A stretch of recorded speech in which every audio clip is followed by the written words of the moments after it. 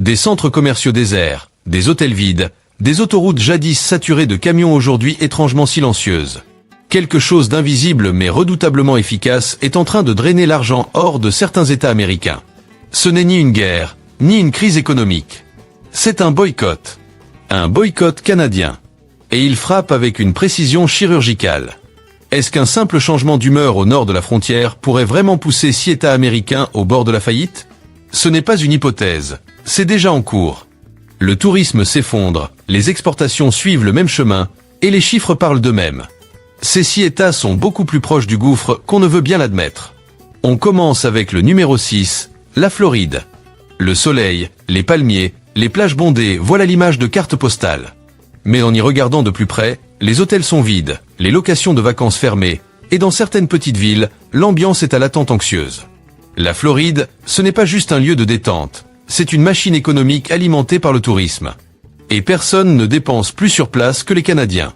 L'an dernier, ils étaient plus de 3 millions à poser leurs valises, injectant des centaines de millions de dollars dans les économies locales, de Fort Lauderdale à Naples. Mais en 2025, tout a changé. Le nombre de vols en provenance du Canada a chuté de plus de 70%. Les réservations sont en chute libre. Les habitués de l'hiver, les célèbres snowbeers, restent chez eux. Résultat, les entreprises qui vivaient presque exclusivement de la clientèle canadienne sont en train de s'écrouler. Dans les comtés les plus touristiques, où l'essentiel des recettes fiscales dépend des visiteurs étrangers, les autorités locales s'attendent déjà à devoir sabrer les budgets. Si le boycott se prolonge, la Floride pourrait être emportée dans une tempête économique plus violente que celle de 2008. Car quand les touristes disparaissent, ce n'est pas seulement l'économie qui ralentit, c'est tout un système qui s'étouffe. Numéro 5, l'Arizona. Des couchers de soleil spectaculaires, des déserts à perte de vue. Mais derrière cette beauté, une autre réalité s'installe. Des campings pour VR à moitié vides, des restaurants qui ferment plus tôt, des villes entières qui se demandent « Mais où sont passés tous ces gens ?» Depuis des années, l'Arizona attire les Canadiens comme un aimant. Ils étaient près d'1 million à venir en une seule année. Et ils ne se contentaient pas de passer, ils dépensaient. Locations saisonnières, terrains de golf, cliniques médicales, petits restos locaux, tout cela tournait grâce au dollar canadien. Rien qu'en 2024, leurs dépenses avoisinaient les 775 millions de dollars américains. Mais cette année, c'est une toute autre chanson. Le flux touristique venu du Nord s'est effondré. Les vols en provenance du Canada sont en recul de plus de 70% par rapport au printemps dernier. Et avec le boycott qui s'intensifie, les effets ne sont pas juste visibles, ils sont brutaux. Alors une question se pose. Que devient un État qui a discrètement bâti une bonne partie de son économie sur les visiteurs étrangers quand ceux-ci cessent tout simplement de venir? Les signes de tension sont déjà là, dans des villes comme Yuma, Glendale ou Appalachian. Des commerces vivent leur pire printemps depuis plus de 10 ans. Certains parcs de VR ne remplissent même pas la moitié de leurs emplacements habituels. Des cliniques, surtout celles fréquentées par les retraités hivernaux, réduisent leurs effectifs, juste pour survivre. Et ce que beaucoup ne voient pas, c'est l'effet domino. Moins de Canadiens, c'est moins de clients. Moins de clients, ce sont des licenciements. Et derrière, moins d'impôts perçus, une consommation en berne et des budgets municipaux étranglés. En Arizona, où près de 10% de l'économie repose directement sur le secteur du tourisme, même une baisse temporaire des dépenses canadiennes pourrait entraîner une perte de plusieurs centaines de millions de dollars pour les caisses locales. Et dans les zones rurales, il n'y a pas de plan B. Petite parenthèse, si vous trouvez ces infos utiles, pensez à vous abonner. Un simple clic nous aide à creuser encore plus loin, à dénicher les histoires que personne ne raconte, et à mettre en lumière ce qui compte vraiment. Et croyez-moi, ce qui arrive ensuite va vous surprendre.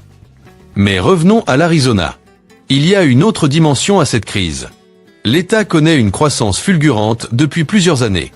Mais cette croissance repose sur un équilibre fragile, celui de la stabilité. Si les retraités ne viennent plus, si l'immobilier commence à ralentir, si les commerces mettent la clé sous la porte, cette dynamique s'effondre. Et certains endroits en ressentent déjà les secousses. Les petites villes qui comptent fortement sur leur population saisonnière voient leurs recettes fiscales fondre. Les élus locaux gèlent discrètement les dépenses. Les offices de tourisme cherchent désespérément à combler le vide. Pour l'instant, sans succès. Et c'est là que le danger devient très réel. Ce n'est pas juste une mauvaise passe. Si le boycott persiste jusqu'à l'hiver prochain, l'Arizona pourrait vivre l'effondrement touristique le plus grave depuis la crise financière. Et pour un État qui mise tout sur le soleil et les snowbeers, ce ne serait pas une crise passagère.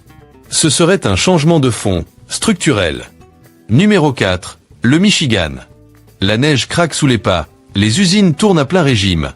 En apparence, le Michigan donne l'image d'un État solide, ancré dans l'acier, les moteurs et une mentalité forgée par le travail dur. Mais derrière ce décor industriel, un bruit bien plus discret commence à prendre de l'ampleur, celui du doute. Un doute qui pousse les entreprises à repousser leurs projets d'expansion, qui fait que certaines villes frontalières semblent abandonnées, et qui inquiète tout un PAN de l'économie. Est-ce le début d'une spirale plus profonde ? Le lien entre le Michigan et le Canada va bien au-delà d'un simple voisinage. C'est un partenariat économique de longue date. Le Canada est de loin le premier marché d'exportation de l'État, avec plus de 27 milliards de dollars américains de marchandises expédiées chaque année. Et ce chiffre englobe des secteurs clés, l'automobile, l'agriculture, les matières premières. Sauf qu'en 2025, cette dynamique a commencé à se gripper. Et ce n'est pas une simple perturbation passagère. Un mouvement de boycott, de plus en plus visible du côté canadien, prend forme. Les raisons. Certaines sont politiques, d'autres relèvent de tensions commerciales ou d'un réflexe de protectionnisme croissant. Quelle qu'elle soit, l'impact est réel. Depuis le début de l'année, les échanges transfrontaliers ont chuté de plus de 12%. Et pour un État comme le Michigan, cette baisse est loin d'être anodine. Plus de 180 000 emplois dépendent directement de cette relation économique avec le Canada. Dans des villes comme Port-Huron ou Sault-Sainte-Marie, où le dollar canadien circulait presque comme une monnaie locale, l'impact est brutal. Boutiques, pharmacies, petits restos, tous constatent une baisse marquée de la fréquentation canadienne et des recettes en chute libre. Mais ce n'est pas seulement une question de tourisme. Des industriels canadiens commencent aussi à revoir leur collaboration avec les fournisseurs du Michigan. Résultat, des contrats suspendus, des projets mis en attente et des embauches qui n'ont plus lieu. Et au centre de tout ça, il y a Détroit. La ville, en pleine renaissance après des années de crise, comptait beaucoup sur la fluidité des échanges avec les usines canadiennes pour relancer son économie. Mais à mesure que ce lien se fragilise, le risque d'un nouveau coup d'arrêt grandit. Les constructeurs automobiles s'efforcent déjà de diversifier leur chaîne d'approvisionnement, mais ces transitions ne se font jamais sans douleur. Et il y a plus grave encore, l'économie du Michigan repose sur un équilibre fragile, un équilibre basé sur la confiance. Confiance que la frontière restera ouverte, que les accords commerciaux seront respectés, que les voisins resteront alliés. Aujourd'hui, cette confiance s'effrite. Ajoutez à cela le coût croissant de l'activité, une pénurie de main-d'œuvre dans certaines zones, et un marché immobilier encore convalescent, et vous obtenez un État qui vacille. Même dans des villes comme Lansing ou Grand Rapids, on commence à sentir les effets. Des industriels annoncent des retards dans leur livraison en provenance du Canada, certains déplacent même leurs opérations plus au sud, par précaution. Et la population, elle, commence à s'en rendre compte. Dans le nord du Michigan, où de nombreuses communautés vivent du tourisme canadien, pêche, ces jours d'été, les réservations ont plongé de près de 40%. Les marinas sont désertes, les chalets restent vides, les stations-service vendent moins d'essence. Une descente aux enfers à petit feu. Pas de crash brutal, mais un glissement continu, bien réel, et de plus en plus visible. Alors posez-vous la question, et si ce repli canadien n'était pas passager, mais bel et bien un tournant durable ? Le Michigan ne s'effondrera pas du jour au lendemain, non. Mais pour un État aussi dépendant d'un voisin qui se détourne, les fissures sont déjà bien visibles. Numéro 3, l'Indiana. À première vue, l'Indiana donne l'image d'une Amérique solide, presque indestructible.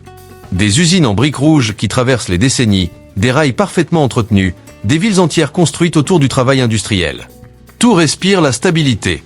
Et pourtant, sous cette surface rassurante, quelque chose est en train de se fissurer, lentement, silencieusement. Ce que beaucoup ignorent, c'est à quel point l'Indiana dépend d'un acteur clé, le Canada.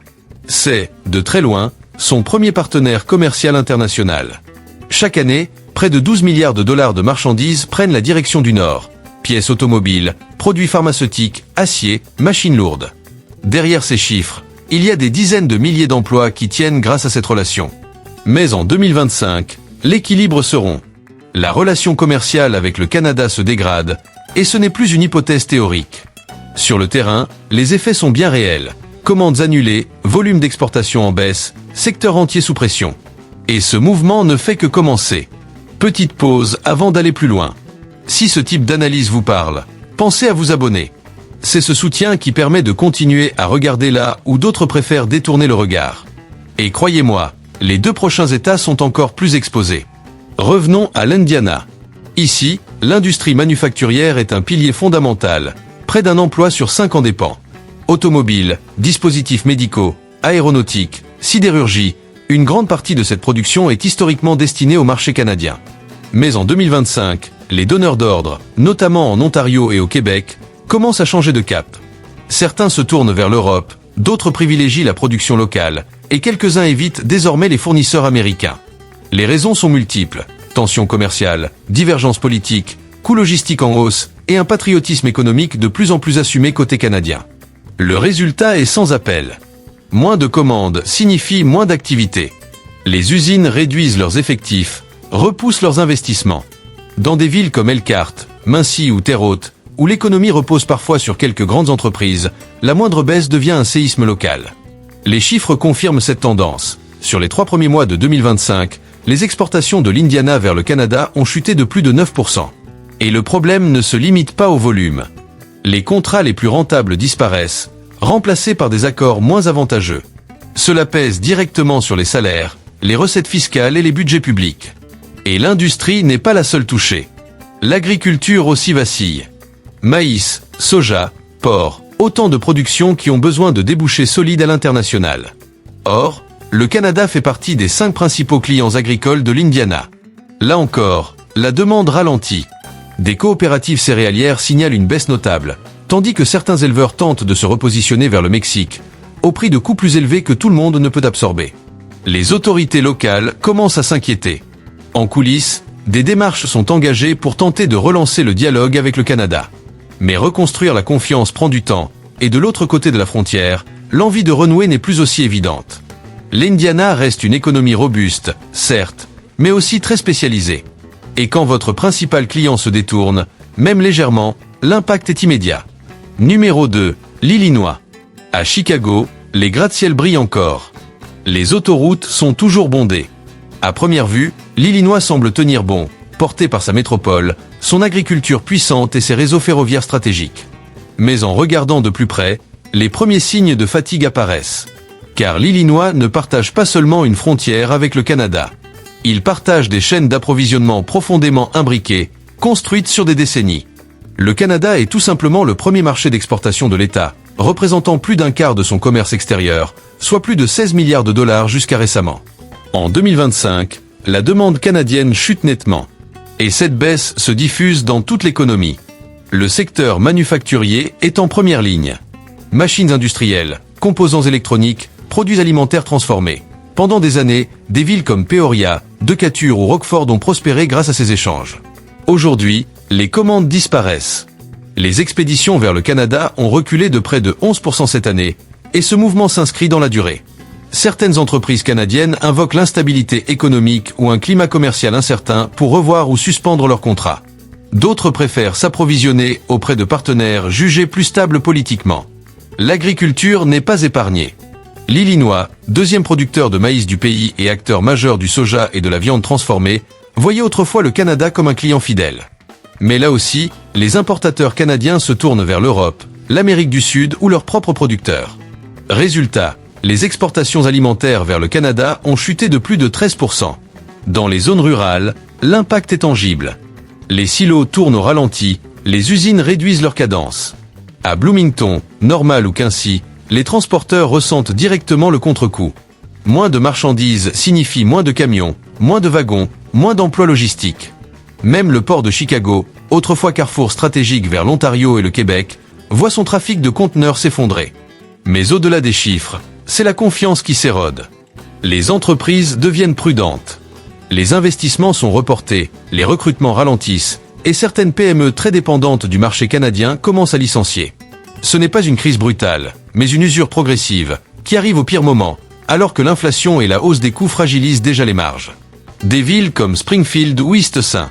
Louis, déjà sous tension budgétaire, voient leurs recettes fiscales diminuer pendant que les dépenses augmentent. Et alors que l'État se remet à peine des séquelles de la pandémie, cette nouvelle secousse pourrait freiner durablement la reprise.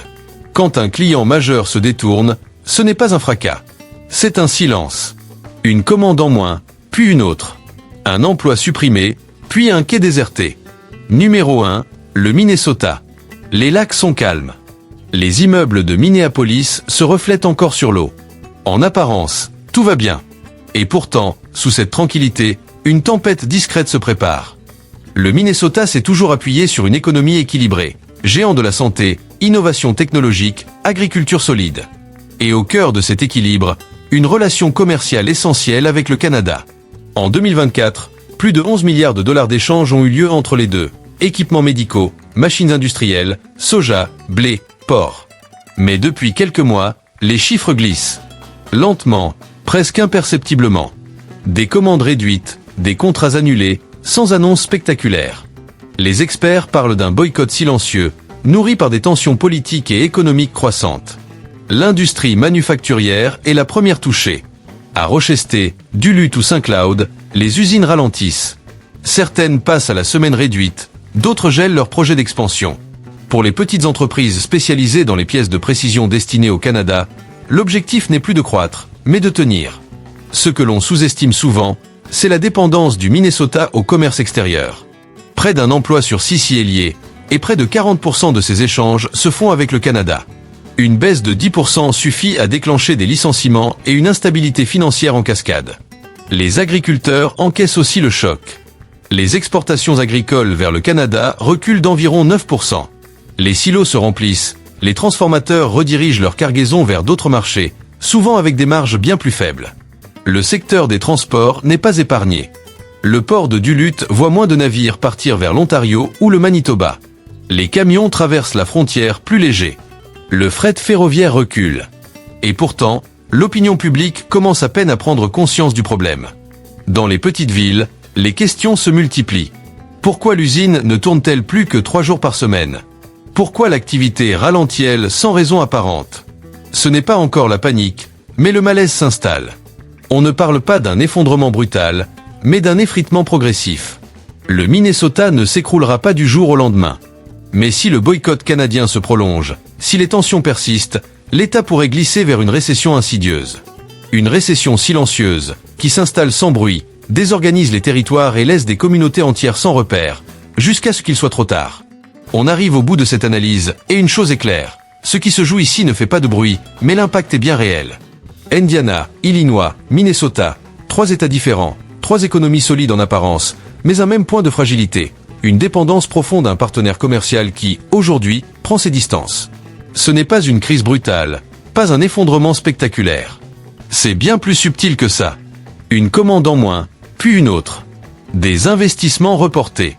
Des usines qui ralentissent, des agriculteurs qui cherchent de nouveaux débouchés, des villes entières qui sentent l'activité se contracter sans vraiment comprendre pourquoi. C'est une érosion progressive, presque invisible, mais dangereuse sur le long terme. Le message est simple. Dans une économie mondialisée, la stabilité n'est jamais acquise. Quand les équilibres géopolitiques, économiques et commerciaux bougent, même les régions les plus robustes peuvent vaciller. Et ceux qui ne diversifient pas leurs partenaires finissent toujours par payer le prix de cette dépendance. La vraie question, désormais, n'est pas de savoir si l'impact sera durable, mais comment ces États vont s'adapter.